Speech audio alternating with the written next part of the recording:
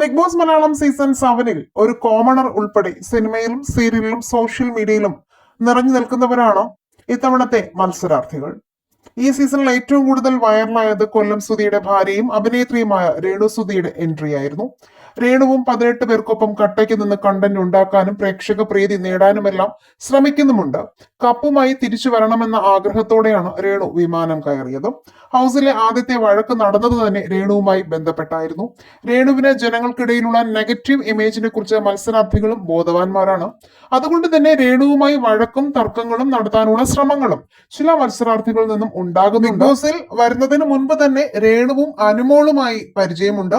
കൊല്ലം സുധിയുടെ star magic എന്ന പരിപാടിയിൽ അനുവും രേണുവും നേരിട്ട് കണ്ടിട്ടും സംസാരിച്ചും പിന്നീട് കൊല്ലം സുധിയുടെ മരണശേഷവും ഇവർ തമ്മിൽ ബന്ധമുണ്ടായിരുന്നു. പിന്നെ ഇടയ്ക്ക് വെച്ച് എപ്പോഴോ ഇവരെല്ലാവരും ചെറിയ പിണക്കങ്ങൾ കാരണം മാറി നിൽക്കുകയായിരുന്നു. വീണ്ടും ബിഗ് ബോസിൽ എത്തിയപ്പോൾ പിണക്കങ്ങൾ മറന്ന് രേണുവും അനുവും ഒരുമിച്ച് സംസാരിക്കുന്നതൊക്കെ കണ്ടു. എങ്കിലും ഇതിനിടയിൽ എവിക്ഷൻ പ്രക്രിയ വന്നപ്പോൾ അനു പറഞ്ഞത് രേണുവിന്റെ പേരാണ്. ഇതിൽ അനുമോള് തെറ്റൊന്നും പറയാൻ പറ്റില്ല. കാരണം ബിഗ് ബോസിൽ വരുന്നത് മറ്റുള്ളവരെ ജയിപ്പിക്കാനല്ല, സ്വയം വിന്നർ ആകാൻ വേണ്ടിയിട്ടാണ്. അതിനുവേണ്ടി എന്ത് തന്ത്രവും എടുക്കാമെന്നാണ്.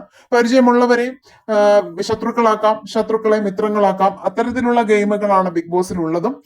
ഈ വിഷയത്തിൽ നിങ്ങളുടെ അഭിപ്രായങ്ങൾ മടിക്കാതെ കമന്റ് ചെയ്യുക. നിങ്ങൾ ബിഗ് ബോസ് കാണുന്നവർ ആണെങ്കിൽ നിങ്ങളുടെ ഇഷ്ട മത്സരാർത്ഥി ആരാണെന്നും പറയുക.